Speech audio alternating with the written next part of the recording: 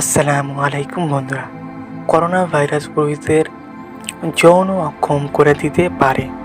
সম্প্রতি করোনা সম্পর্কিত একটি গুরুত্বপূর্ণ তথ্য প্রকাশিত হয়েছে। গবেষকরা বলছেন, টেস্টোস্টেরনের মাত্রা কম যেসব পুরুষদের তাদের অনাক্রম্যতা করোনার সাথে লড়াই করতে পারে না এবং এটি একটি জটিল পর্যায়ে পৌঁছে যায়। তুরস্কের মার্সিন বিশ্ববিদ্যালয় এবং মার্সিন সিটি এডুকেশন অ্যান্ড রিসার্চ হাসপাতালে গবেষণায় দেখা যাচ্ছে, করোনা সংক্রমণে মহিলাদের থেকে পুরুষদের মৃত্যু বেশি হচ্ছে।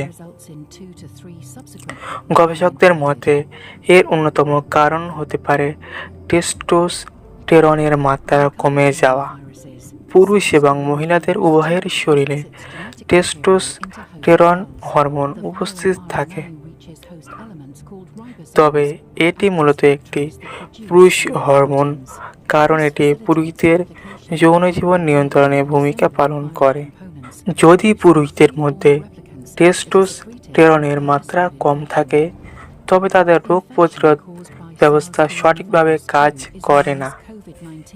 এক সমীক্ষায় দেখা গেছে 60% টেস্টোস্টেরন মহিলাদের জন্য পর্যাপ্ত এবং পুরুষদের জন্য দরকার 68%।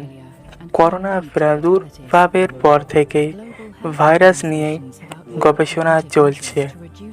এই গবেষণায় দেখা গেছে যে পুরুষদের মধ্যে টেস্টোস্টেরনের মাত্রা স্বাভাবিকের চেয়ে কম, আর করোনার আক্রমণে সেটি আরও কমে যাচ্ছে। COVID-19 has gained global attention and treatment development is being accelerated.